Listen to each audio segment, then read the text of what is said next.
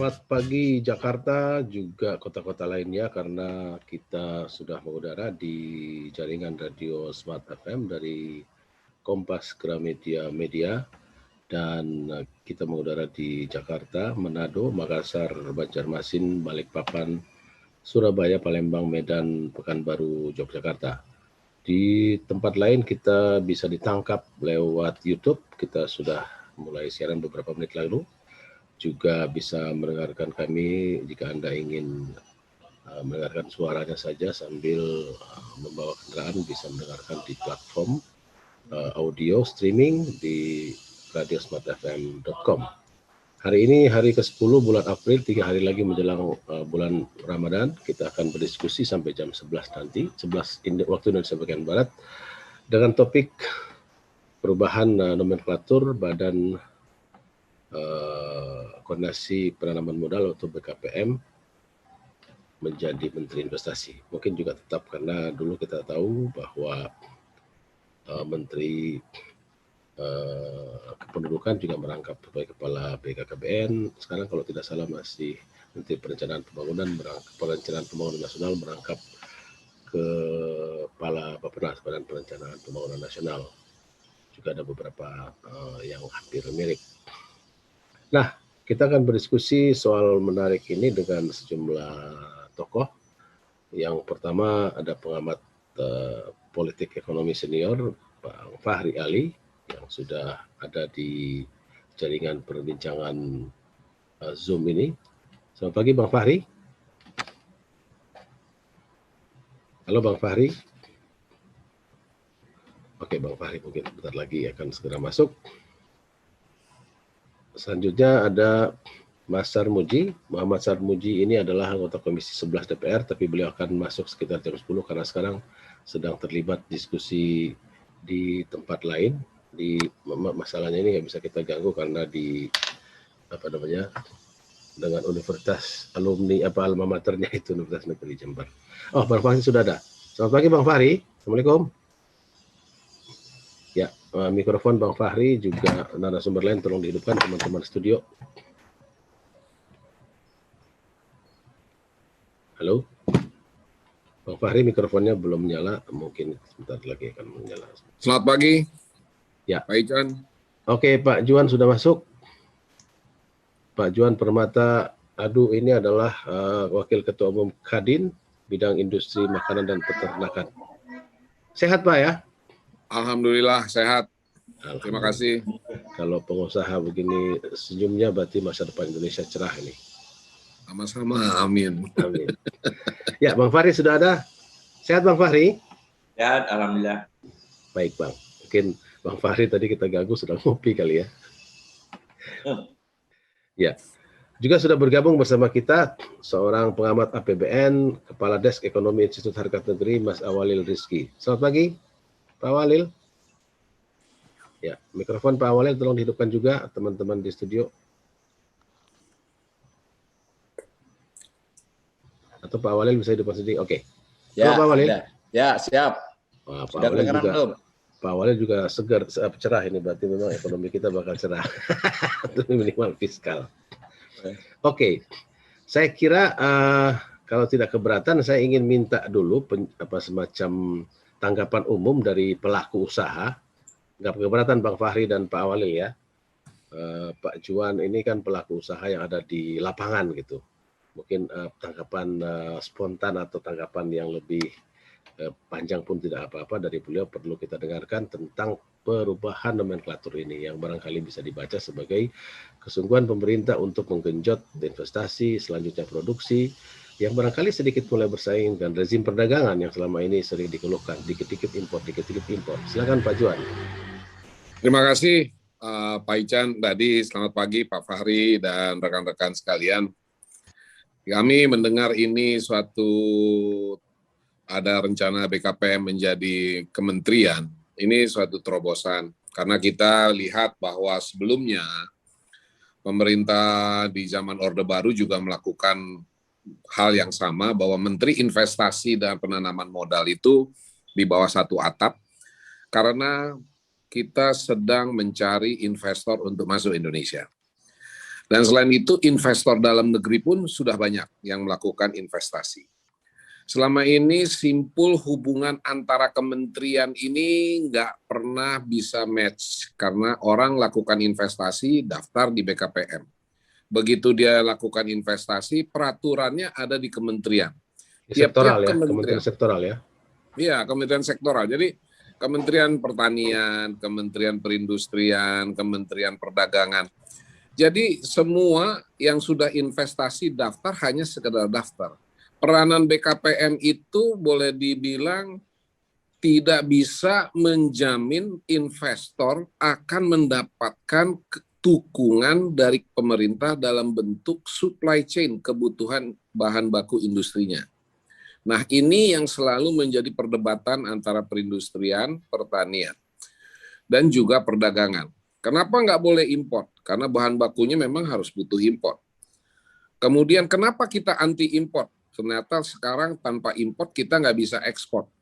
Karena apa? Inilah yang namanya ketergantungan dalam pasar ekonomi yang terbuka saat ini, Pak Ican. Jadi kita berharap ini suatu terobosan baru dan sangat positif bagi kita.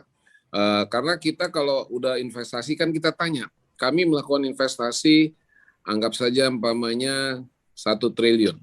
Kalau investasi kami 1 triliun, kami butuh tenaga kerja 1.000 orang. 1.000 orang, apakah supply chain kita dijamin? Karena kita memproses dalam bentuk manufacture, bahan baku sebagian besar sudah mengambil dari negara lain, terpaksa harus melakukan impor, sehingga perjanjian antar negara yang sudah dibangun oleh perdagangan dalam bentuk SEPA, jadi economic partnership itu berjalan, supply chain berjalan, industri yang diinvestasi juga aman. Nah, ini perlu kementerian sehingga kewenangannya dia bisa menjadi simpul problem yang saat ini ada. Kira-kira gitu Pak Ican. Jadi kalau berkaca pada pengalaman, nampaknya memang kan selama ini sudah dianggap satu pintu atau satu perizinan itu satu pintu atau satu rumah gitu ya di BKPM, dan bahkan daerah-daerah juga membuat semacam pengaturan satu pintu. Tetapi problem yang terkait dengan semacam birokratisasi itu belum sepenuhnya terpangkas ya. Ya, jadi sederhana sebenarnya. Karena masing-masing kementerian itu mempunyai tugas tanggung jawab berbeda-beda. Tupoksinya beda-beda. Sehingga apabila kita melakukan investasi yang terkait untuk kebutuhan, contoh kebutuhan bahan pangan. Pangan umumnya Indonesia bahan baku utamanya sebagian besar impor. Begitu diproses di Indonesia, value added-nya ada, industrinya ada di Indonesia. Tapi pihak Kementerian Pertanian melihat itu, kenapa tidak menggunakan produksi dalam negeri? Masalah standarisasi. Kalau standarisasi berarti harus disamakan dengan bahan baku yang waktu kita mau investasi, kita udah bilang, kita mau invest tapi bahan baku yang diminta nih A. A itu terdiri dari komponen import sekian persen. Lokalnya bisa dipakai hanya sekian persen. Nah, ini benturan. Kementerian Pertanian tidak merekomendasikan, akhirnya pindah ke Kementerian Perdagangan dan Perindustrian. Nggak bisa jalan. Nah, ini kita butuh simpul utama adanya di BKPM. Pak Juan, ada contoh yang ya sebagian orang sih marah-marah, tapi saya kira Pak Juan kan pasti bisa menjelaskan dengan lebih terukur. Soal impor garam, ada yang mengatakan kalau orang awam kayak saya marah-marah, ini kan laut kita ada di depan rumah, kenapa kita impor? Tapi teman-teman yang di industri bilang nggak bisa. Yang garam dimaksud itu garam industri yang ada standar dan segala macamnya, dan sehingga ya kalau dipakai buat memproses, katakanlah untuk industri makanan di mana Anda ada di sana, itu nggak bisa sembarangan. Benar nggak itu? Jadi benar Pak, jadi kalau orang bicara garam, kita harus mengerti industri garam itu membutuhkan kepentingan dari industri yang mengkonsumsi.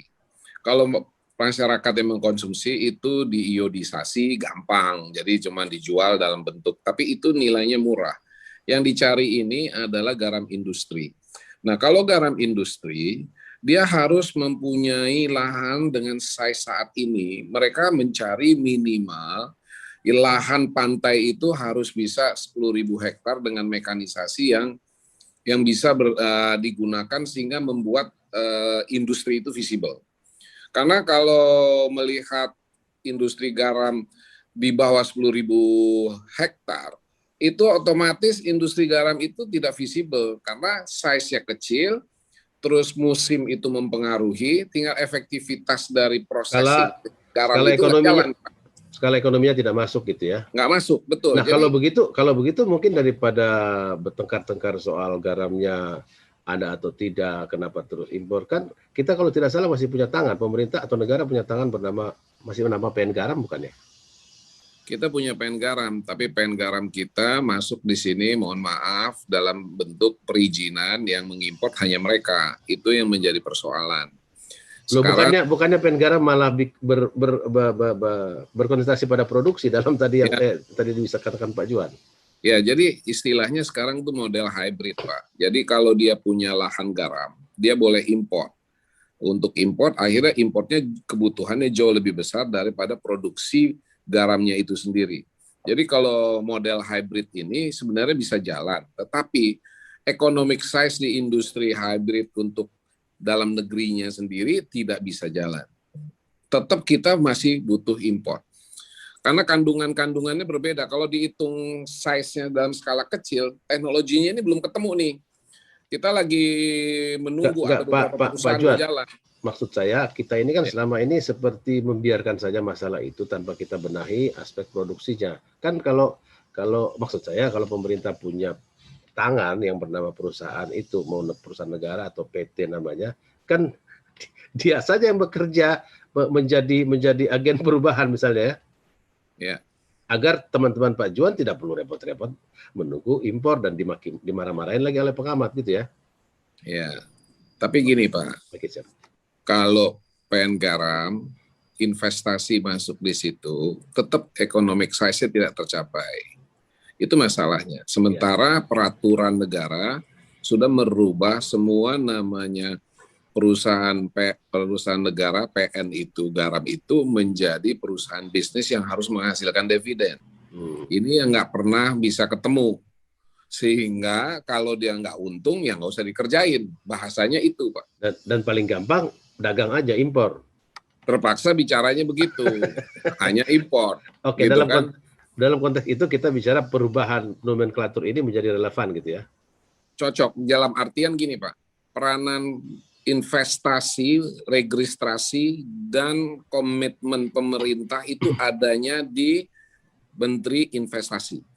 Bagaimana sebuah perusahaan besar seperti China bisa investasi di nikel? Itu karena komitmen pemerintah Indonesia sama pemerintah China akan disupport. Ternyata berhasil dan sukses. Nah ini harus ada kementerian yang skala industri yang menengah ini ditangani secara khusus. Karena nggak ada yang mau masuk, semua masuknya maunya yang gede-gede dan minta komitmen, tanda tangan resmi, pemerintah, pemimpin tertinggi, tanda tangan di depan presiden, mereka baru mau. Kalau nggak ada yang mau masuk. Itu masalahnya. Baik. Itu tadi suara Pak Juan Permata Adu, beliau adalah Wakil Ketua Umum Kadin atau Kamar Dagang dan Industri, bidang industri makanan dan peternakan. Kita akan lanjutkan lagi, ada Pak Fahri Ali, ada Pak Awalil Rizky, dan juga menunggu Pak Sarmuji akan bergabung. Kita istirahat sejenak beberapa menit untuk jeda komersial, untuk memberikan nafas juga kepada pendengar yang langsung dijajali oleh informasi yang padat begini. Pastikan Anda masih dalam Perspektif Indonesia. Ya, setelah tadi Pak Juan Permata Adu yang membuka diskusi kita dengan memberikan ulasan yang saya kira penting didengarkan karena beliau adalah pelaku usaha dalam industri. Nah, kita sekarang coba ke pengamat. Bang Fahri Ali sudah bisa kita diskusi, Bang? Halo? Bang Fahri? Ya. Coba saya ke Pak Awalil. Pak Awalil? Ya. Oke. Pak Awalil, kalau kita membaca perubahan dalam sebuah organisasi di pemerintahan, apalagi terkait dengan ekonomi, tentu bukan hanya itu saja. Itu kan perubahan adalah langkah awal. Cara kita melihat pemerintah atau mau bikin apa dengan rencananya. Dan ini tadi Menteri Investasi kan juga bukan barang baru, tadi Pak Juan juga bilang dulu pernah juga terjadi, dan kita tahu kalau nggak salah Pak Sanyoto itu pernah menjadi Menteri Investasi sekaligus Kepala BKPM dan sebagainya. Oke, daripada kita mengutak-atik sejarahnya, tapi kita mau tahu sebenarnya kan perubahan-perubahan di sana sini ini kan disertai juga dengan dileburnya kembali Ristek Diktinya masuk lagi ke Mendikbud dan risetnya masuk juga gitu. Perubahan-perubahan ini kan terkait juga nanti dengan yang paling penting adalah anggarannya. Nah, Pak Awalil selaku orang yang tekun mengawati APBN, bagaimana kita melihat implikasinya atau apa yang akan kita lihat nanti. Tapi sebelumnya kita lihat dulu apa yang terjadi seperti dikeluhkan oleh Pak Juan tadi. Ya kalau Kementerian Investasi itu dibikin, tapi sebelumnya memang apakah anggaran kita memang memadai untuk aspek investasi dan produksi gitu. Ya. Terima kasih Bang Ican. Silakan. Jadi kalau dari sisi formal yuridis ya memang baru diketok oleh DPR kemarin ya, belum ada peraturan presidennya. Tetapi dari sisi anggaran sebenarnya petanda itu sudah diberikan Bang Ican. Jadi khusus alokasi kepada BKPM ini untuk tahun 2021 naik 2,5 kali lipat. Jadi memang udah kelihatan kalau memang direncanakan untuk menjadi kementerian. Jadi kelihatannya kalau secara anggaran, andai dalam 1 bulan ke depan ini ditetapkan menjadi kementerian secara formal, kelihatannya belum akan langsung mengubah alokasi APBN karena sudah dialokasikan.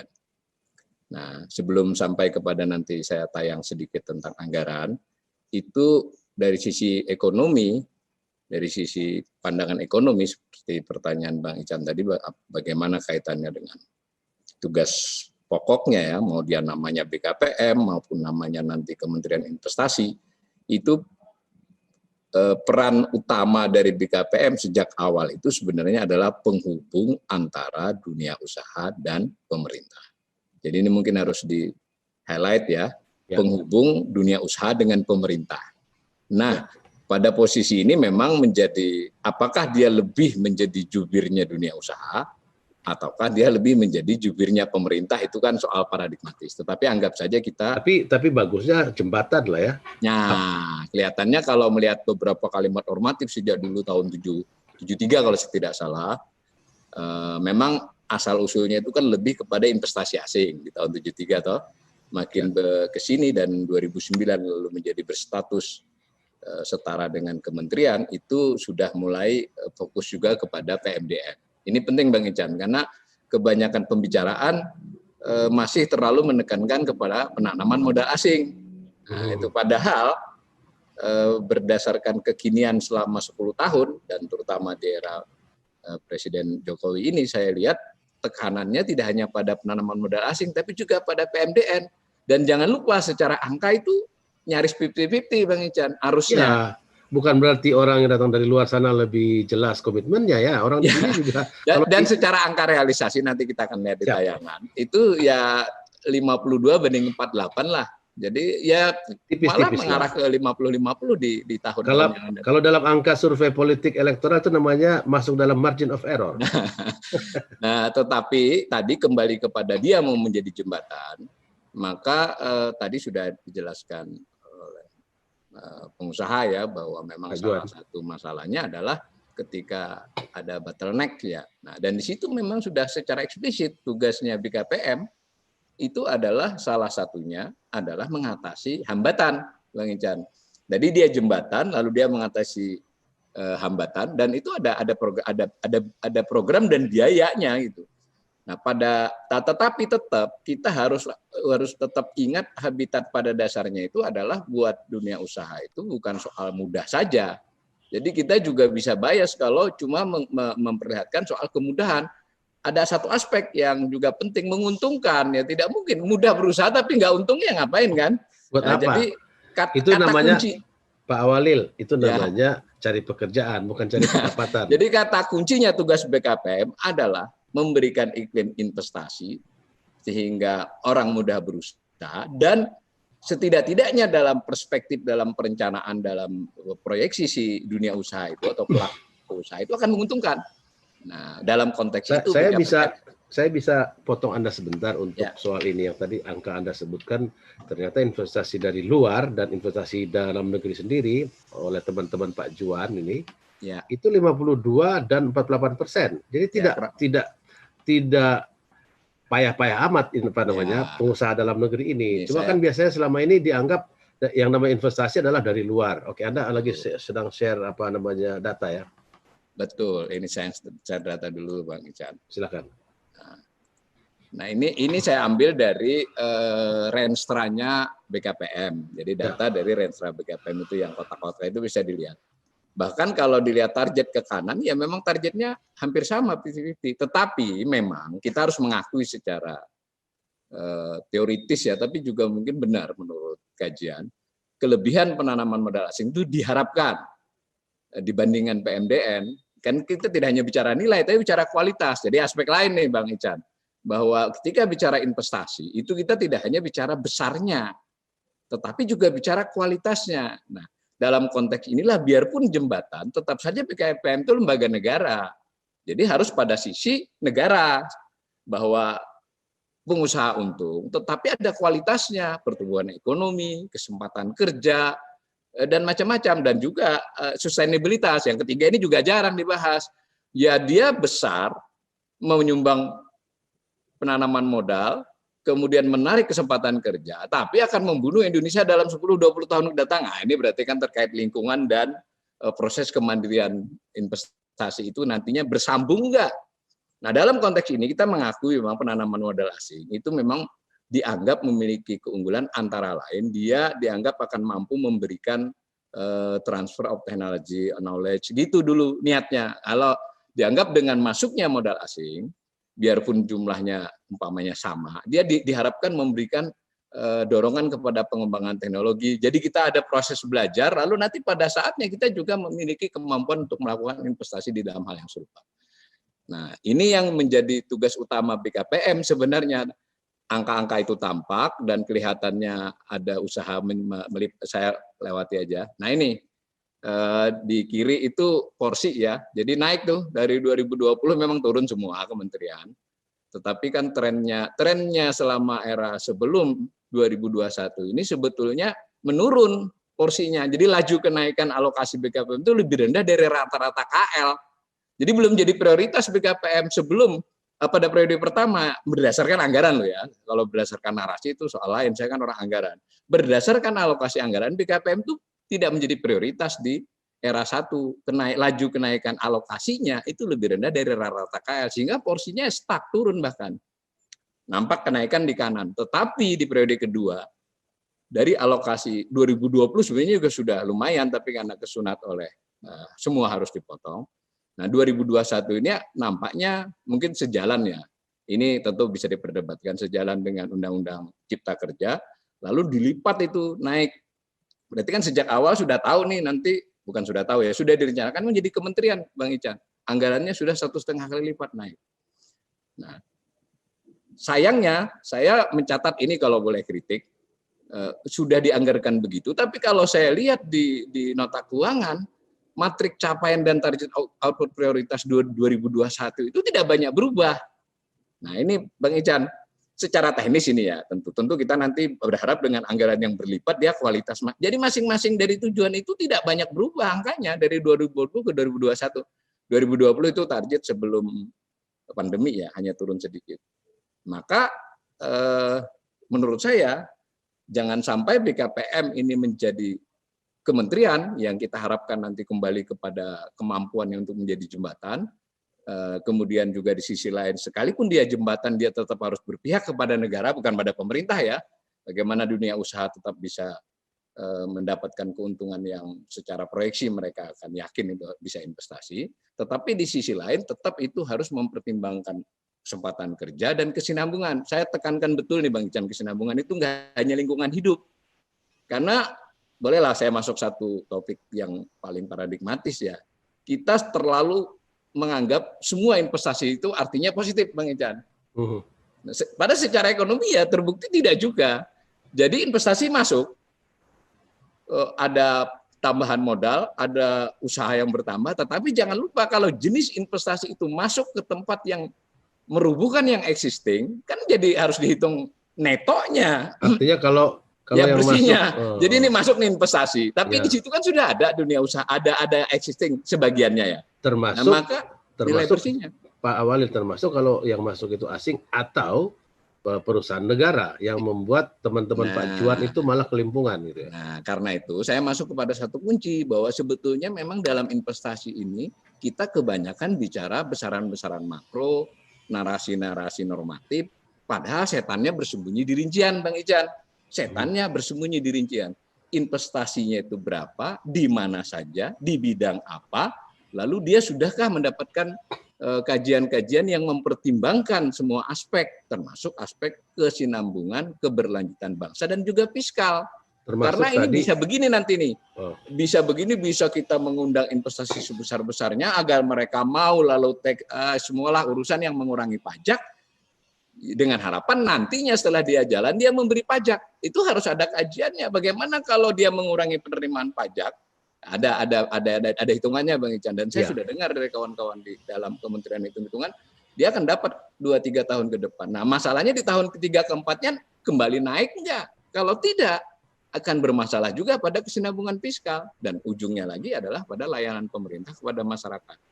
Nah, tetapi bagaimanapun, salah satu yang juga mungkin dijadikan patokan adalah apakah dia merubuhkan ekonomi rakyat atau ekonomi di bawah, atau masuk ke desa yang membuat sektor-sektor yang selama ini mungkin secara tradisional menjadi bantalan ekonomi dan akhirnya politik kita, nanti akan dibahas Bang Fahri, itu justru membuat kita malah kehilangan insentif gitu ya. Ya, betul, Bang. Tentu tidak bisa mensikapi ini hitam putih.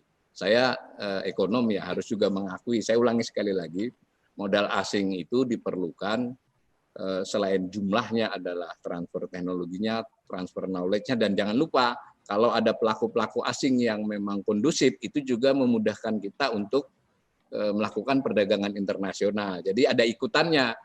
Jadi kalau kita memiliki itu kita nilainya rendah tuh di skala internasional, perdagangan internasional kita itu. Kalau misalnya kita terdorong oleh produk-produk yang dari perusahaan modal asing yang masuk, maka produk-produk yang murni atau paling tidak lebih mayoritas kita itu juga terdorong oleh pasar yang mulai terbuka. Nah, di sini setannya di rincian. Disitulah menurut saya BKPM ini yang harus mengambil peranan.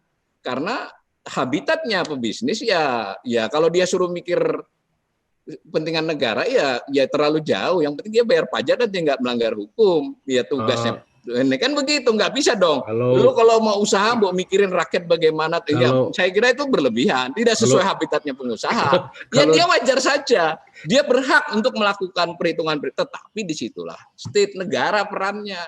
Nah, saat ini tidak ada, menurut saya, hampir tidak ada pagar itu.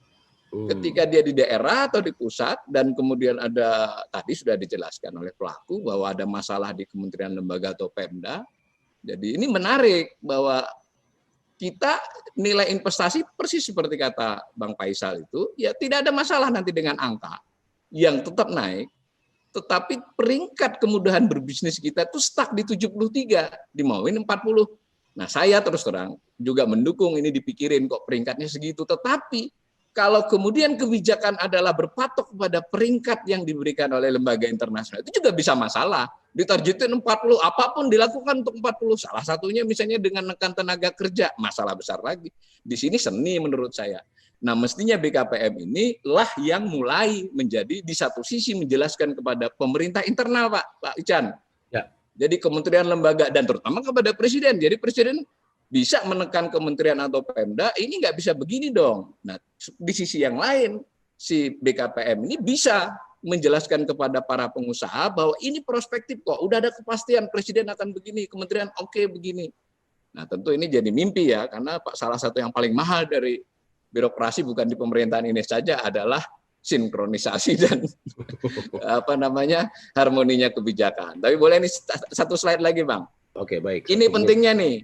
Ini menarik bahwa PMA kita besar, tetap investasi asing itu masuk besar, tetapi ada kecenderungan yang orange itu yang kanan, itu adalah investasi langsung, yang kiri bawah itu adalah investasi portofolio, yang ini investasi lainnya.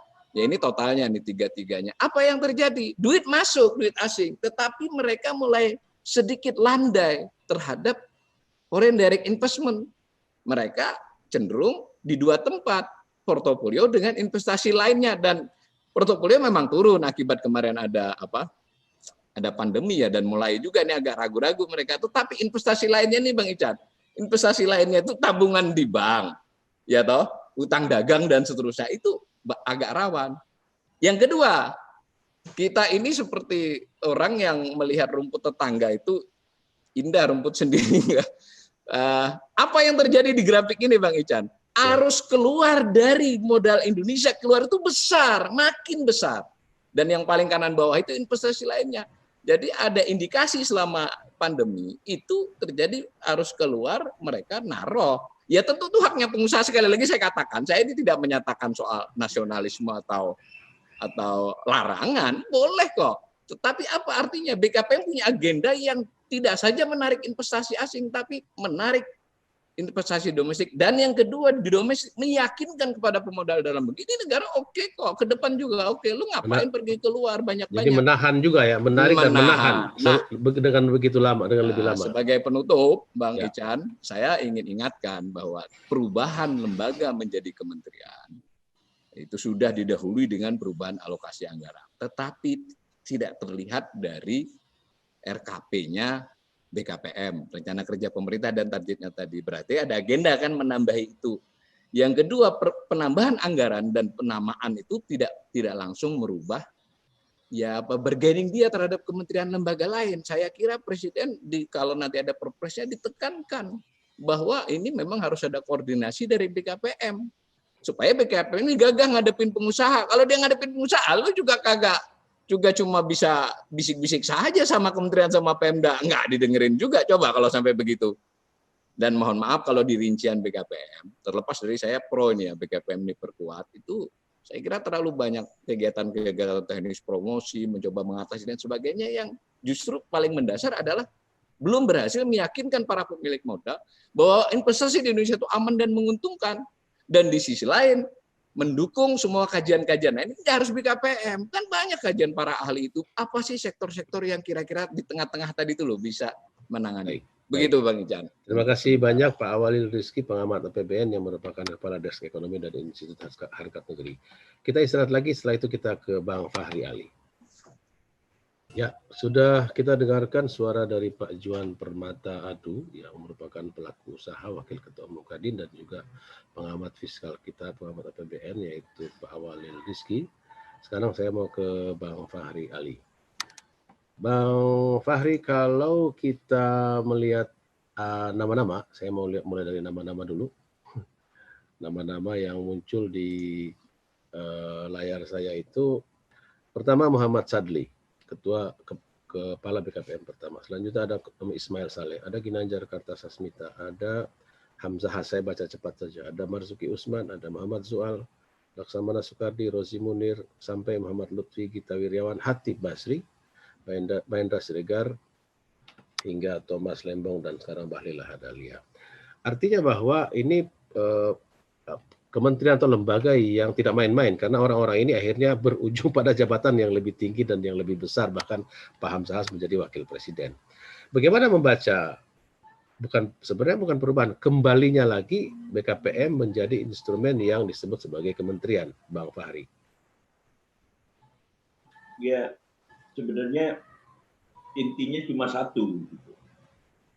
Intinya adalah bahwa bagaimana investasi masuk ke Indonesia sebesar mungkin.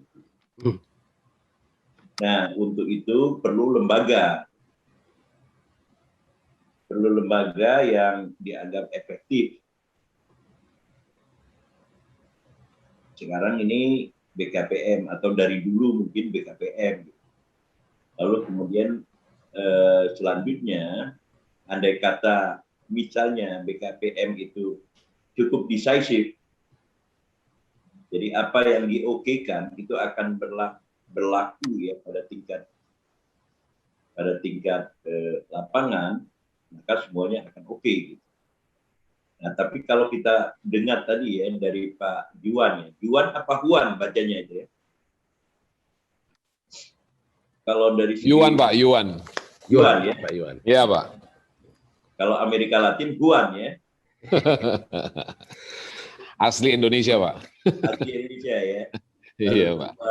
Dari ini saya kira yang sangat teknikal tadi dari apa Institut Halal ya, pengamat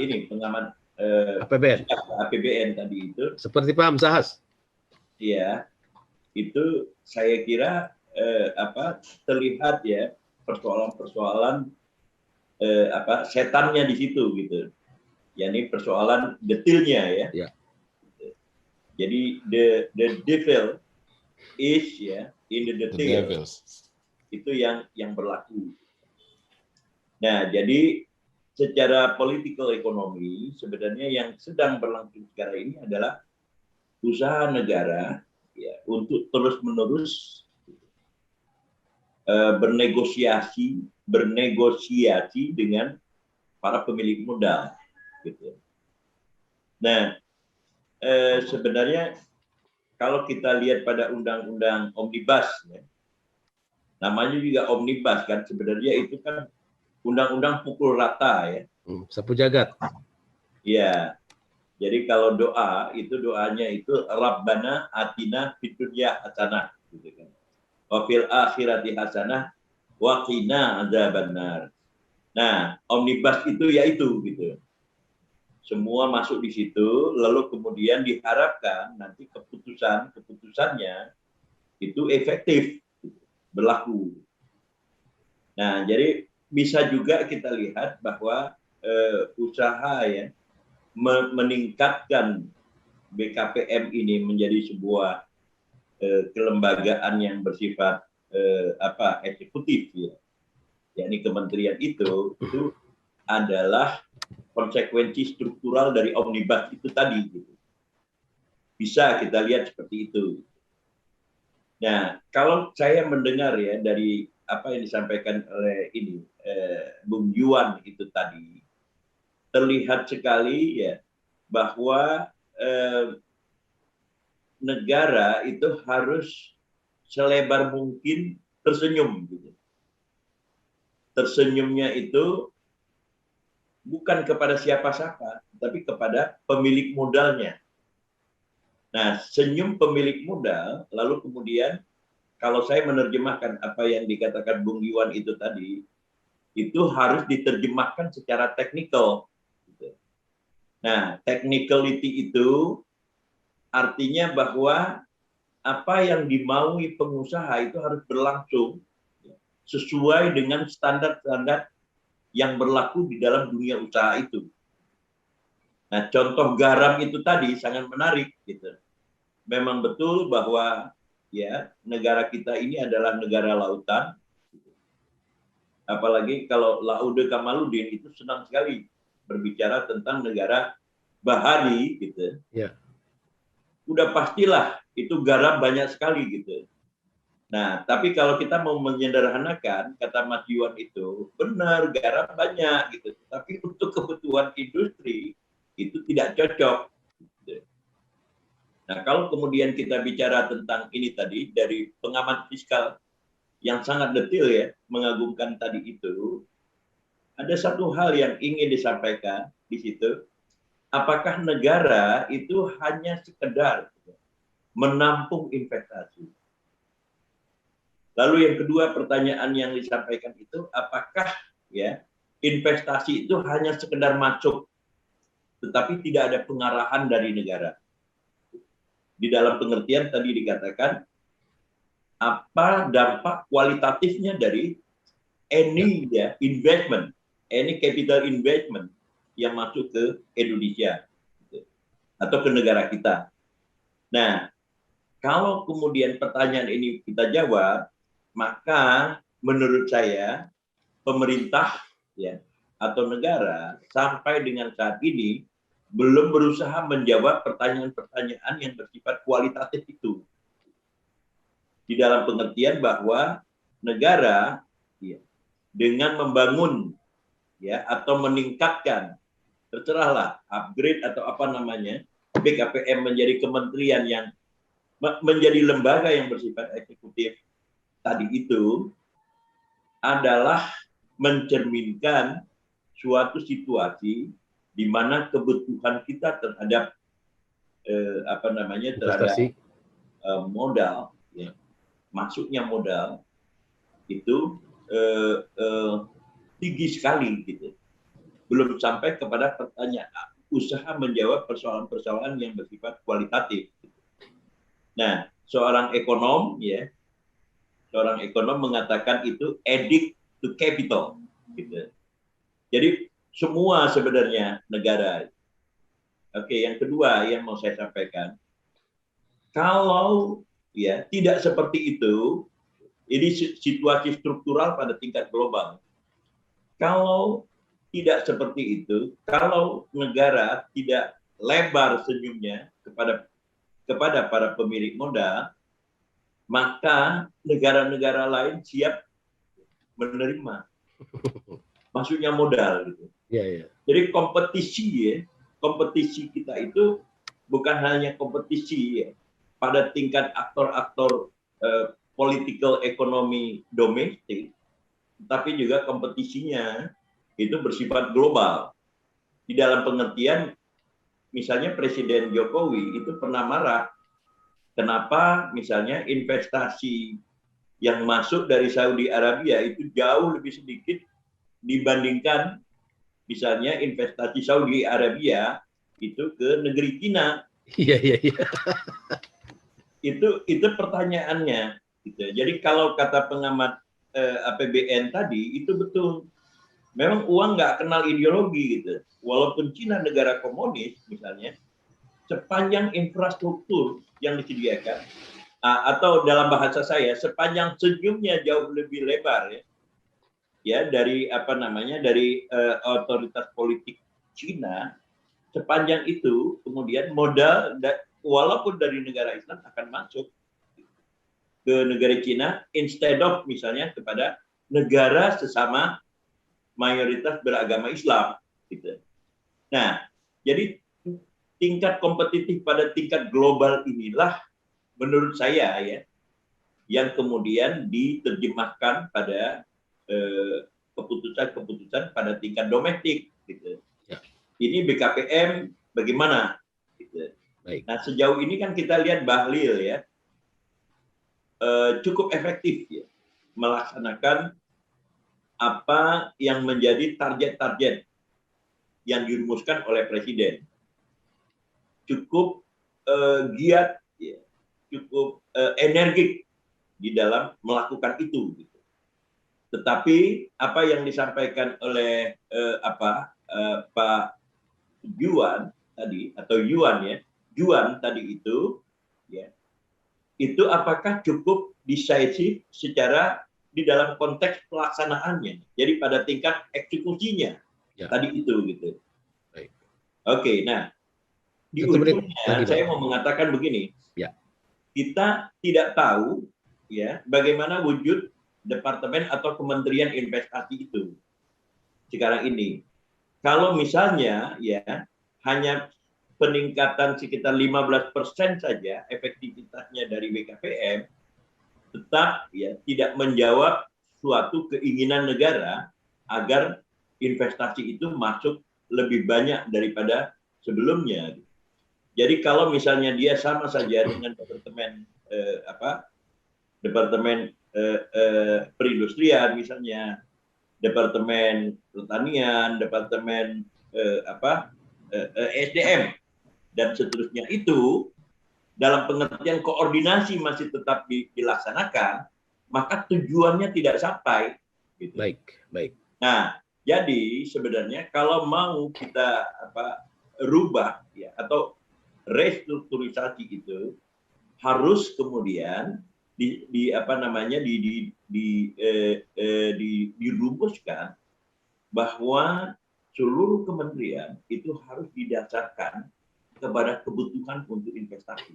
Ya, Bang. Nah, kalau seperti ini, maka baru investasi itu atau lembaga investasi, apakah dalam bentuk BKPM atau di dalam bentuk kementerian, itu menjadi jauh lebih efektif. Baik, Bang. Nah, kalau masih bersifat koordinatif, Ya. pasti banyak hal-hal Ya. yang tidak bisa kita lihat secara lebih konkret. Baik, Bang Fahri, itu tadi penting sekali bahwa Menteri Investasinya ada atau Kementerian Investasi, tetapi seluruh kementerian lain yang akan terkait dengan produksi dan investasi sektoral itu juga harus disamakan cara berpikirnya, gitu kira-kira Bang Fahri ya. Sudah disamakan dan satu kata, ya. Satu pintu. Ya, baik. Sudah bergabung Pak Sarmuji dari Komisi 11 yang tadi ada acara, tapi kita simpan dulu. Saya sapa sebentar. Semoga sehat ya Pak Sarmuji ya. Siap, Bang. Oke, kita istirahat dulu untuk Jurnal 9 sekaligus juga memberi nafas kepada Pak Sarmuji yang baru bergabung, juga kita masih simpan Pak Iwan Permata dari Kadin dan juga Pak Awalil Rizky, seorang pengamat APBN. Kita istirahat untuk Jurnal 9. Setelah Jurnal 9 kita kembali ke sini. Dan tadi sudah kita dengarkan suara pengamat politik ekonomi, Bang Fahri Ali, juga ada pengamat APBN, Pak Awalil Rizky, dan juga seorang pelaku usaha yang tidak main-main, jabatannya adalah Wakil Ketua Umum Kadin, bidang industri makanan dan peternakan. Nah, sekarang juga tidak kalah pentingnya, kita sudah bersama anggota DPR RI, Pak Sarmuji. Pak Sarmuji, selamat pagi. Ya. Bentar, mikrofonnya Pak Sarmuji belum on.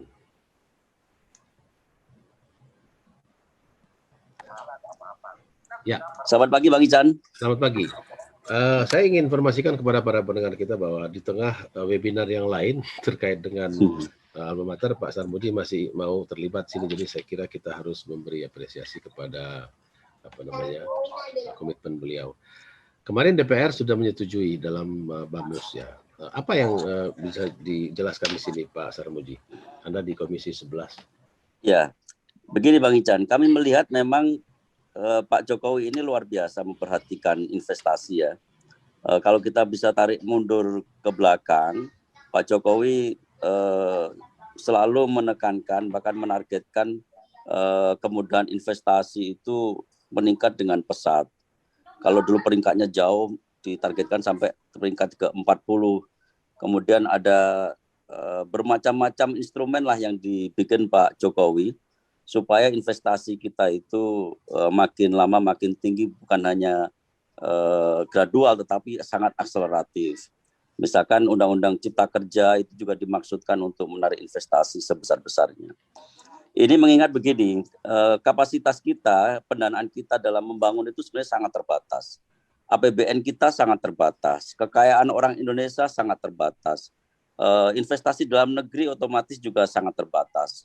Padahal kita ingin Indonesia ini cepat sekali majunya.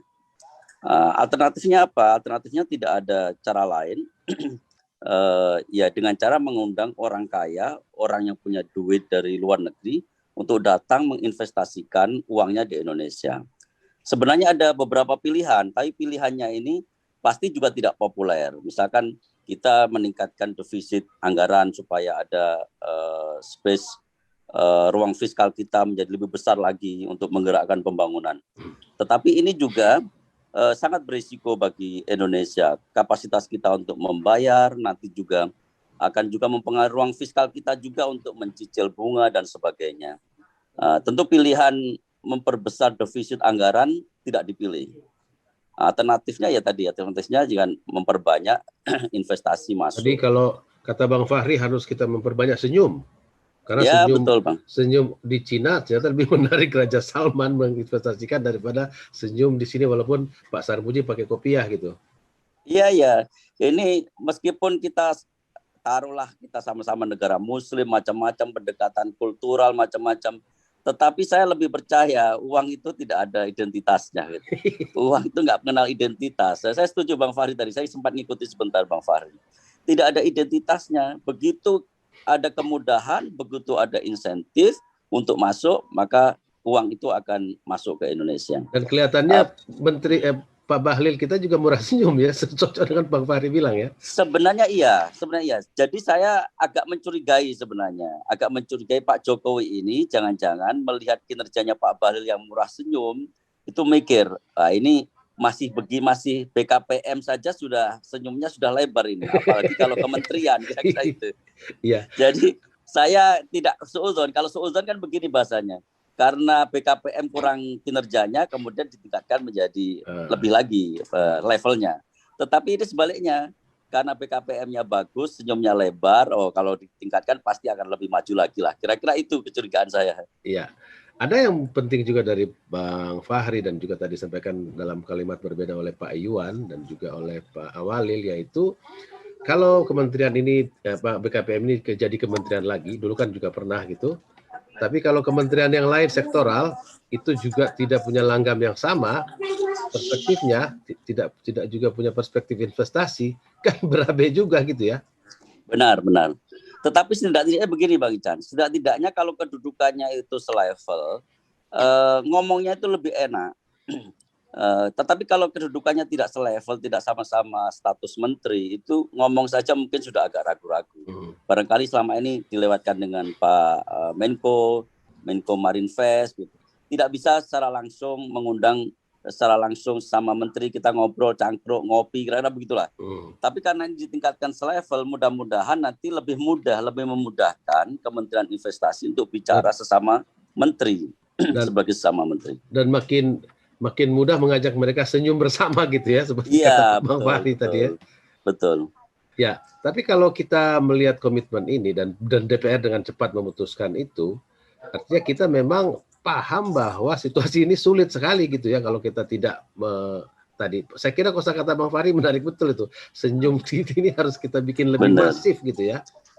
Jadi kita ini jangan sombong-sombong, jangan jaim-jaim. Kita ini kadang-kadang nggak jelas maunya. Kita kadang-kadang nggak mau utang karena utang menjadi beban masa depan. Kita juga tidak mau membebani dengan pajak. Masyarakat nggak mau ditarik pajak. Lalu uangnya dari mana? Kadang-kadang begitu tapi kita galak juga pada investasi. Iya, itulah problemnya gitu loh. Jadi kita ini mau apa gitu? Mau utang nggak boleh, meningkatkan pajak tidak, mau kasih senyum lebar ke orang kaya dari luar nggak boleh juga. Tapi juga anehnya, pengen negara kita maju. Pengen ekonominya tumbuh dengan cepat. Nah, ini kan nggak jelas. Lalu tadi saya kutip lagi Bang Fahri, marah juga kalau kok itu Raja Salman pergi investasi di tempat lain gitu ya. Bener, itu aneh itu. Jadi begini, di sini cuma numpang liburan. Para kritikus ini mohon maaf tidak jelas maunya. Jadi kalau ditanya ini nggak boleh, itu nggak boleh, yang boleh apa? Yang boleh suruh diam juga nggak boleh ternyata gitu. Tapi Pak Sarmuji dari Pak Awalil tadi menarik angkanya bahwa investasi dari luar dengan investasi di kita sendiri nih oleh Pak Iwan dan kawan-kawan, ini kan mereka adalah pejuang-pejuang ekonomi, tidak jauh-jauh amat bedanya, cuma 2%. Artinya sebenarnya, dan sering kita dengar juga dari Pak Bahlil selaku masih kepala BKPM bahwa ya investasi itu saya nggak penting lah dari luar sama dari dalam, malah kalau perlu dari dalam juga lebih bagus. Karena ternyata kesulitan berinvestasi bukan hanya dari luar, orang dari dalam sendiri juga susah gitu Pak Sarmuji ya. Bagaimana DPR bisa membentengi atau membantu ini? Ya, karena itu perbaikan iklim investasi menjadi mutlak. Sebenarnya ini tidak hanya kepentingan pemodal asing, tetapi juga pemodal dalam negeri juga penting dalam konteks peningkatan Kementerian Investasi ini. Saya melihat kalau ini diluncurkan, kemudian investasi ini terus dipermudah, saya yakin juga sama, orang-orang kita yang punya duit di luar negeri ini juga bisa masuk. Sebenarnya pada waktu kita dulu membahas teks amnesti, itu disebutkan ada 11.000 triliun uang orang Indonesia di luar negeri. Kemudian ada teks amnesti. Tetapi begitu diluncurkan teks amnesti, repatriasinya juga sangat minim. Kenapa? Karena mereka tidak yakin uangnya masuk ini mau dipakai apa. Mau dipakai usaha, ruwet lagi gitu. Artinya iklimnya itu nggak memungkinkan. Artinya dia mau terbang di sini, tempat mendaratnya juga jelas gitu ya. Nggak jelas. Banyak buaya rawa-rawa belum dirapiin. Itulah Bang Ican. Jadi memang ini sangat penting membenahi investasi dan meningkatkan. Saya pikir konteksnya meningkatkan menjadi kementerian ini bukan hanya bermakna sekedar penataan lembaga, tetapi secara simbolik ini merupakan wujud kepedulian pemerintah untuk juga meningkatkan iklim investasi. Dan Anda juga di Komisi 11 artinya tadi Pak Awalil juga mengatakan sebenarnya sekarang anggarannya juga sudah bagus gitu. Sekarang kalaupun anggaran ditambah ya mungkin itu secara kuantitasnya bertambah. Bagaimana hubungannya dengan desentralisme atau hubungan-hubungan dengan pemerintah daerah? Kan akhirnya tempat mendarat atau yang harus senyum itu kan bukan hanya pejabat pusat. Di kampung Bang Fahri, di kampung Pak Iwan, kampung Pak Awalil juga harus senyum bersama gitu kan. Benar, bisa benar. hanya senyum di bandara Soekarno-Hatta. Betul. Saya kebetulan barusan breakfast meeting sama Menteri Keuangan. Salah satu yang diagendakan adalah pembahasan hubungan keuangan pusat daerah. Saya tadi sempat mengusulkan, Bu Menteri, bagaimana kalau di dalam hubungan keuangan pusat daerah itu juga diberikan insentif bagi daerah-daerah yang secara masif bisa menarik investasi, yang secara masif bisa membenahi iklim investasinya.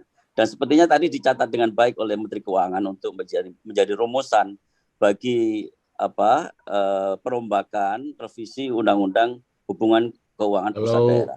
Usulan dari Komisi 11, apalagi dari Golkar, pasti dicatat baik itu. Dan dari Dapil Jawa Timur pula. Siap. Oke, saya ingin melepas Anda kembali ke acara yang tadi, tapi siap. Tetap menjaga senyuman kita sebagai bangsa gitu ya. Apakah DPR sendiri nanti akan menyiapkan juga apalagi hal-hal lain yang bisa membantu kalau sekedar diresmikan menjadi kementerian kan sebenarnya juga terjadi di zaman terbaru ini pernah jadi kementerian. Apalagi yang bisa disiapkan instrumennya Pak Sarmuji?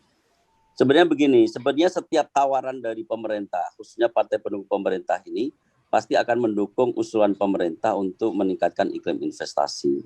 Sekarang tinggal pemerintahnya saja. Kemarin deregulasi ini, Undang-Undang Cipta Kerja sudah melakukan deregulasi yang luar biasa. Tetapi kita lagi menunggu ini Bang Ican tentang rancangan peraturan pemerintahnya, supaya juga serasi dengan undang-undang. Ya katanya ini belum jalan-jalan di lapangan Omnibus Law yang dibahas Bang Fahri. Ya itu problemnya. Sosialisasi ke daerah juga belum masif.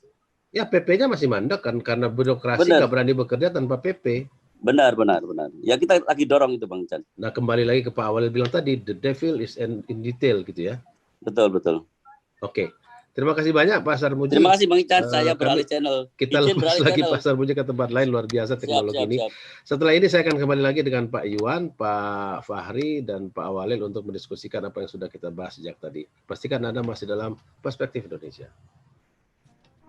Smart listeners dimanapun mendengarkan kami di berbagai kota yang menyiarkan siaran radio Smart FM, juga yang mendengarkan kami di YouTube serta radio smartfm.com. Dalam aplikasi audio, kita masih membahas topik BKPM jadi Kementerian Investasi dengan tanda tanya, karena kita akan membahasnya, kita sudah tadi membahasnya dengan sejumlah implikasi dan ikutan program dan komitmen. Saya kembali ke Pak Iwan. Pak Iwan, setelah mendengarkan ini memang nampaknya tidak juga serta-merta ya, kalau misalnya ini dikembalikan menjadi kementerian sebagaimana dulu gitu. Pak Iwan setuju nggak tadi Pak Fahri Ali bilang ya kementerian sektoral lain juga tidak bisa hanya karena Kementerian Investasi menjadi kementerian BKPM menjadi kementerian, tapi mereka energinya tidak sama gitu untuk investasi, tidak malah menahan. Anda punya komentar? Terima kasih Pak. Jadi Pak Ican gini, saya lihat data aja, kita data. Ya. Dari 2019-2020 year on year statistik untuk ekspor non migas kita, yang pertama itu Bapak bisa bayangkan adalah iron and steel. Itu boleh dikatakan pertumbuhannya itu 46% Pak. Kemudian nomor 2 Pak, jewelry. Nggak ada yang pernah mikirin nih, jewelry. Pertumbuhannya 24,21%. Ini datanya dari Kementerian Perdagangan nih Pak. Yang ketiga baru CPO Pak, 17,5%. Nomor 4 furniture, nomor 5 footwear. Apa yang menggambarkan di sini? Dalam pelaksanaan at any season, at any problems, pengusaha itu kalau izinnya semua berjalan dengan baik, regulasinya berjalan dengan baik, selalu ada yang berputar. Ada artinya investasi itu selalu berputar. Nah, tugas BKPM sebagai Menteri Investasi negara tuh butuh uang baru, Pak. Makanya selalu yang dicari itu foreign direct investment. Ya. Kalau uang baru tuh masuk, itu lebih konkret ibaratnya, Pak. Ya. Tapi kalau uang yang ada di Indonesia, itu otomatis mengganggu mekanisme sistem yang ada di dalam negeri. Kalau asing masuk pakai duit dalam negeri, itu masalah. Kecuali kita ke China. China menggunakan dana mereka sendiri. Jadi Pak, apa yang dikatakan Pak Sarmuji, itu betul Pak. Problem di kita ini nggak ada simpul yang menyelesaikan masalah, yaitu sekarang masalah perizinan Pak, RPP-nya itu nggak jalan Pak. Itu proses omnibus law, undang-undangnya semua yang artinya yang detail things itu dipindahin ke RPP. Jadi problemnya masih sama Pak. Maaf Pak Iwan. Problemnya masih Pak Iwan, maaf. Ya, Pak. Kan ada 2 kementerian koordinasi, yaitu perekonomian dan maritim dan investasi. How about that? Begini Pak, kita kalau bertemu kan rutin nih Pak, Kadin dengan Menko Ekonomi, Marinvest, kita rutin Pak. Tetapi koordinasi, begitu bicara detail, Bapak mohon maaf, mungkin Pak Sarmuji tahu kalau ngundang Pak, yang datang bukan menterinya Pak, eselon 1 kalau rapat. Karena? Kecuali presiden yang ngundang. Kalau presiden yang ngundang, Menko mengundang menteri-menteri, itu yang datang bukan menterinya, kadang-kadang eselon 1. Itu nggak jalan Pak, karena eselon 1 nggak bisa ngambil keputusan, karena dia mereka nyatet aja. tidak mungkin. Dia nyatet aja ya? Dia hanya mencatat, betul. Jadi gini loh Pak, di crucial things di kementerian itu adalah di eselon 1 yang tidak bisa ngambil keputusan Pak. Ini yang mesti dipahami Pak. Tidak bisa atau tidak berani? Keputusan, tidak bisa dan tidak berani, dua-duanya Pak. Oke. Ini yang menjadi persoalan. Tapi kompeten, mungkin kompeten ya? Jadi kalau kita kompeten is kompeten. Jadi kalau curhat kita, mohon maaf nih bahasa gaul kita bilang sebenarnya lepas pangkat dulu. Saya sih memang setuju pendapat pengusaha, tapi memang ini nggak bisa. Nah, jadi ini membutuhkan proses yang nggak mudah Pak. Kalau dibilang BKPM hanya menampung investasi, itu juga harus Pak. Apapun ada. Tapi kalau investasinya sudah skala mengikat aturan, artinya aturan antar negara, itu harus BKPM sebagai Kementerian Investasi itu harus menduduki posisi yang sejajar dengan kementerian lain. Itulah bahasa kita simpul penyelesaian Pak. Kenapa kita butuh BKPM? Karena orang sekarang bikin izin nih Pak ya. Ya. Bikin izin itu gampang Pak. Dengan perdagangan kita dapat izin untuk trading. Kita untuk melakukan bertani kita dengan Menterian Pertanian kita bisa gitu Pak. Itu mudah Pak. Jadi tapi koordinasinya harus dikumpulkan di BKPM dan Menteri Investasi. Ini yang paling penting menurut saya begitu Pak. Baik. Pak Walil setuju.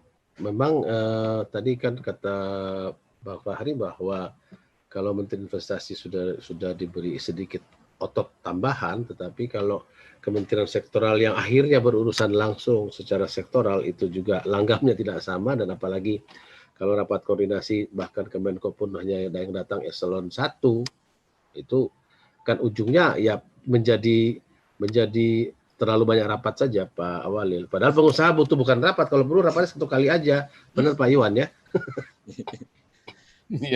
Iya. Saya kira udah rapat udah diputusin masih nggak dijalanin Pak masalahnya. Kan tadi Bang Ican sudah saya katakan salah satu yang tidak hanya di era pemerintahan Pak Jokowi, di era sebelumnya juga salah satu yang barang mewah di negeri ini adalah sinkronisasi kebijakan antar instansi. Yang kedua yang cukup mewah meskipun di bawah itu levelnya adalah kemampuan menurunkan apa yang sudah menjadi narasi normatif kesepakatan ke dalam aspek-aspek teknis. Nah, kalau pengusaha kan udah ujungnya aja yang penting, nggak penting. Yang ngomongnya nggak usah banyak-banyak, tapi kalau dalam, nah, tetapi karena saya ekonom kan harus lebih adil dikit ya, kepentingan Pak Juan masuk. Tapi juga saya sudah katakan tadi bahwa tidak bisa sudah pasti mau itu pelaku usaha dalam negeri maupun luar negeri. Itu habitatnya sesuai dengan namanya dunia usaha. Pelaku usaha adalah keuntungan dan dalam konteks ini tambah kemudahan. Jadi mudah dan untung. Nah, si negara itu tentu juga punya kewajiban melindungi, melayani seluruh aspek yang lebih luas daripada pelaku usaha. Nah, kira-kira kan begitu dijembatani. Secara teoritis dimungkinkan di mana pelaku usaha itu untung, baik itu luar maupun dalam negeri, masyarakat menjadi lebih sejahtera karena meningkat lapangan kerja dan penghasilannya. Negara diuntungkan karena ada fiskal yang masuk. Tapi itu kan ada di buku teks itu sama di kajian, di prakteknya, di setannya itu bisa saling menggunting Pak Ican. Saya ingin sekali lagi contoh sederhananya tadi adalah investasi asing masuk, itu kita syukuri, duitnya ada, kemudian luas, tetapi tetap harus ada kajian. Nah ini oleh pemerintah si investor asingnya ya nggak bisa diminta dong. Lu merugikan apa buat yang sudah ada? Nggak bisa, itu tugas negara. Memberi koridor ya? Ya memberi koridor, tidak dengan cara merintangi pelaku asing, tetapi dengan memberikan, itu kan seni kebijakan. Betul. Memberikan ruang-ruang atau alternatif dan sebagainya bagaimana.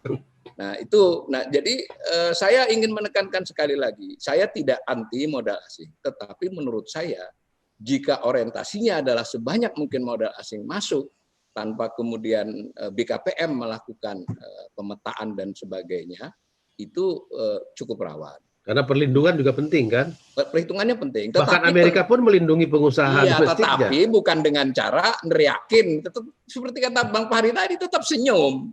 Senyum kan keluar, ke dalam rumah tangga kan kita berhitung. Ini kira-kira tamu kita ini menguntungkan apa enggak? Ini kan nggak boleh ditampal, tetap. Kalaupun bertengkar dalam rumah, begitu kita ke teras senyum.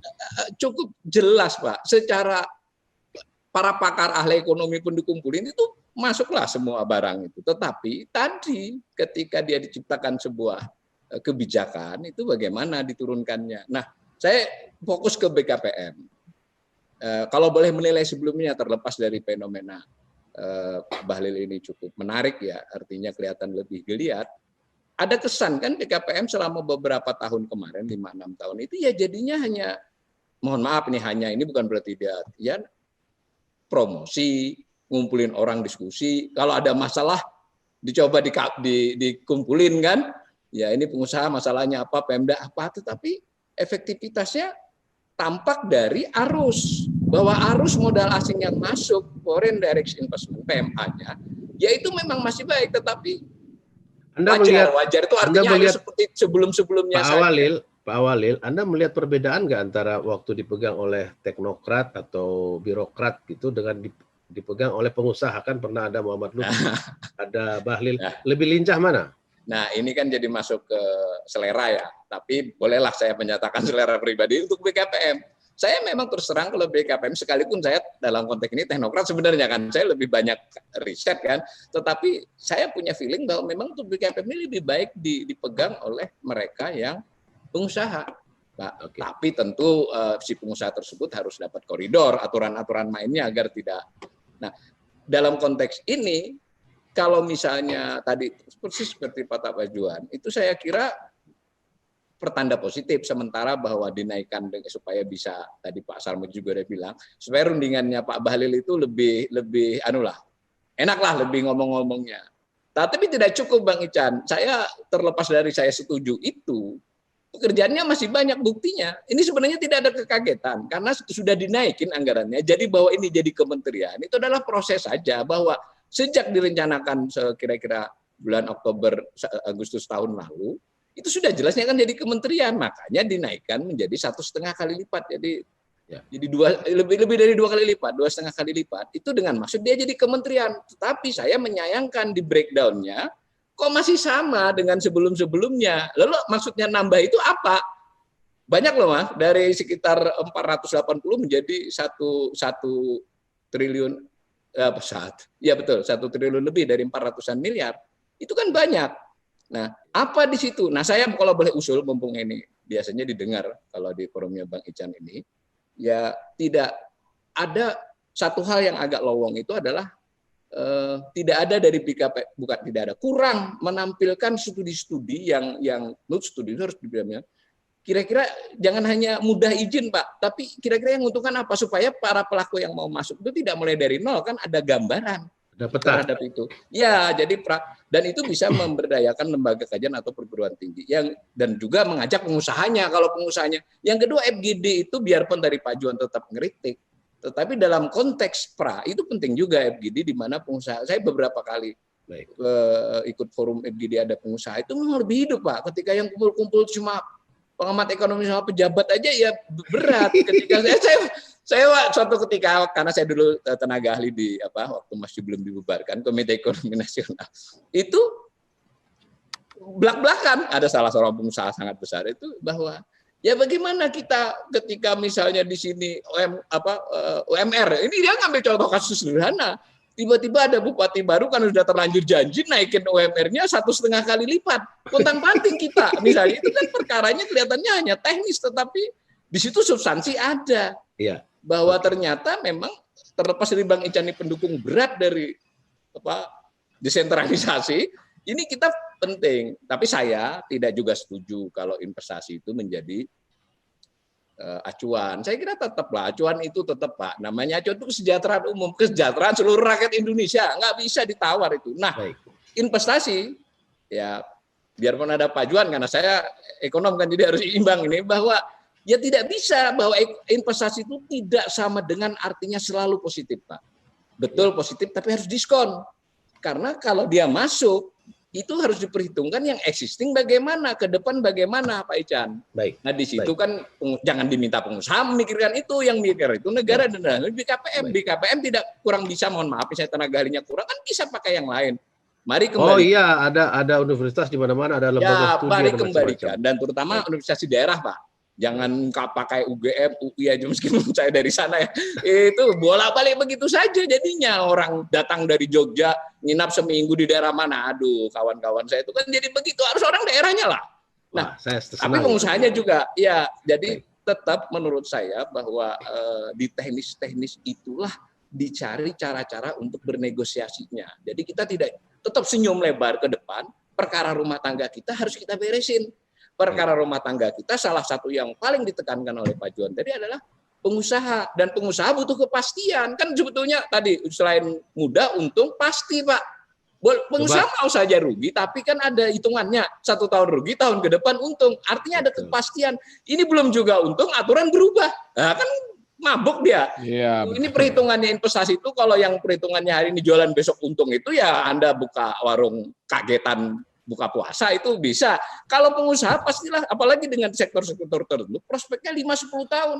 Dia sudah berhitung 2-3 tahun akan rugi, tahun keempat akan untung. Coba saya mau bagaimana kepastiannya ketika di tahun ketiga belum untung, aturannya berubah. Nah gitu. Dan terutama salah satu yang kunci saya dengar bocorannya, ini pajak yang masih ribut kan. Disinilah dilemanya juga bagi apakah BKPM punya power untuk berunding dengan Kementerian Keuangan. Secara umum ada nuansa untuk meringankan pajak para pengusaha. Tapi ini juga akan berhadapan dengan tadi. Pak Walil, gitu. Coba saya cek tadi pernyataan Pak Iwan dengan Pak Walil ke Bang Fahri. Secara kuantitatif, setannya itu ada di detail. Dan juga kata Pak Iwan tadi, jangan duduk, tidak jadi keputusan. Karena ini kan penting duduk itu, pengusaha nunggu terus berapa lama duduk nih supaya bisa jalan. Yang kedua, secara kualitatif, senyum itu jangan hanya di kantor BKPM saja yang senyum, tetapi di kantor lain tidak senyum, serem gitu. Bang Fahri, bagaimana Bang Fahri?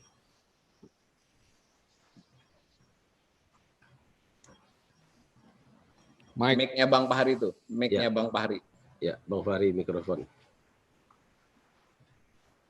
Ya. Mikrofon. Bang Fahrinya belum ingat itu. Masih mati, Pak. Masih mati. Nah, oke. Saya melihat ya, lagi-lagi dari kacamata political economy, BKPM itu atau yang nanti ya akan di-upgrade itu hanyalah salah satu ya, dari agensi di dalam struktur wewenang negara gitu. Jadi pertarungannya kalau misalnya ya kita lihat dari segi politik, pertarungannya itu bukan hanya keluar, tetapi sekaligus juga ke dalam. Jadi kemampuan untuk meyakinkan sesama rekannya, ya, sesama agensi lainnya di dalam juga itu sangat penting gitu. Di dalam pengertian bahwa agensi BKPM atau kemudian kementerian dari BKPM ini itu juga harus punya kewibawaan.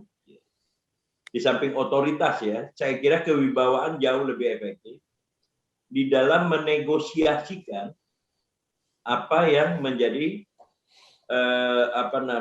standar dari masuknya investasi ke Indonesia gitu. Nah, kalau Bang Fahri, ya. saya potong sedikit tadi ya dari Pak Iwan juga. Kan ekonomi ini kan ada dua Kemenko, yaitu satu perekonomian, satu lagi maritim dan investasi. Kata Pak Iwan, biasanya kalau kantor Menko yang undang, yang datang juga cuma eselon 1 gitu. Bagaimana Pak? Ya itu dia tadi itu. Kalau misalnya kalau kita mau lebih dramatis, itu adalah ya kebijakan ekonomi yang dibimbing oleh kepentingan masuknya investasi gitu. Nah, masuknya investasi ini ya asing gitu. Lalu yang kedua adalah dalam negeri. Jadi kombinasi itu yang kemudian menentukan kebijakan dari masing-masing departemen teknis gitu. Jadi misalnya Kementerian ESDM, Kementerian Dalam Negeri masuk juga nggak ya? Lalu kemudian Kementerian Pertanian, Kementerian Perindustrian dan seterusnya itu membuat program didasarkan kepada program yang ada di dalam BKPM yang di-upgrade itu. Itu yang saya maksud BKPM led ya, economic policy gitu. Itu maksudnya itu tadi gitu. Nah, lalu kemudian Menteri Koordinator yang dia pegang pertama-tama itu adalah apa rencana dari Kementerian BKPM itu. Dialah yang kemudian membuat koordinasi program masing-masing gitu. Itu kalau kita membuat sebuah perubahan yang relatif radikal ya, atau saya kira sudah radikal sekali lah. Karena di situ kemudian implikasinya adalah otonomi dari masing-masing kementerian teknis itu relatif berkurang karena harus didelegasikan kepada Kementerian BKPM itu gitu. Nah, tapi ya itu pengamat APBN tadi itu sangat hebat ya. Mas Awalil. Siapa namanya? Awalil Rizki. Awalil Rizki ini. Semua diawali oleh Rizki, Bang.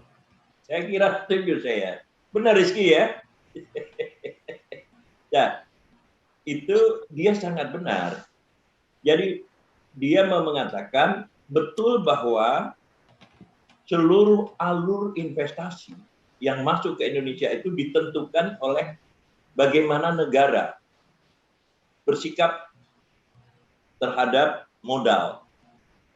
Nah, dalam konteks ini adalah the owner of capital.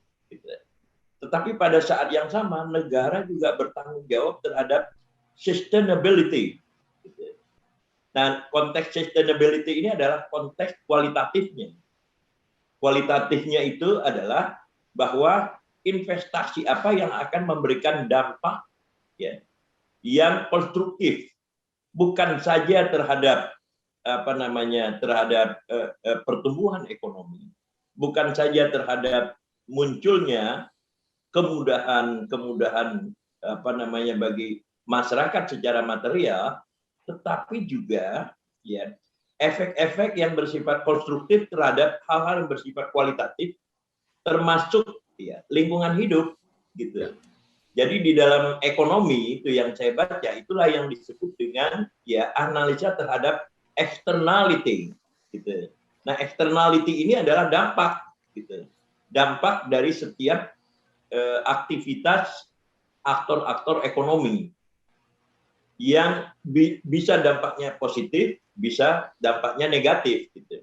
Nah, tetapi sepanjang sejarah yang kita lihat, dampak negatifnya, jadi externality itu tadi, itu tetap saja ya, lebih banyak bersifat negatifnya.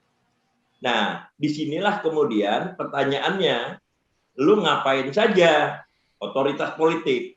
Otoritas politik kan harus memikirkan keseluruhannya itu, bukan hanya bersifat jangka pendek selama dia memimpin, tetapi juga adalah jangka panjang.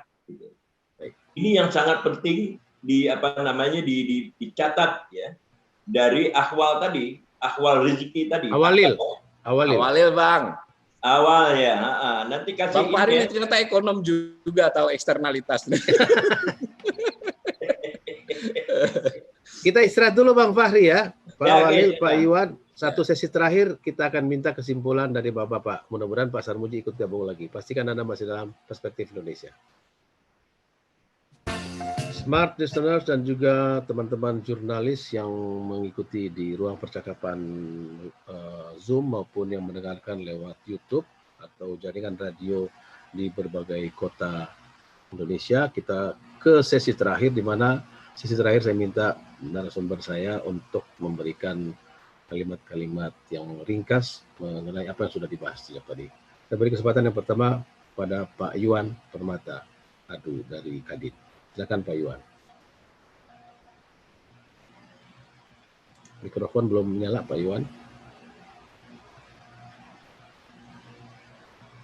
Terima kasih Pak Ijan. Tadi kita ingin Menteri Investasi BKPM ini membuat suatu perubahan untuk investasi, wacana investasi di Indonesia. Karena kita harus memberikan atraktiveness daripada investasi. Kenapa perlu di Indonesia? Dan itu sudah proven, banyak yang sukses.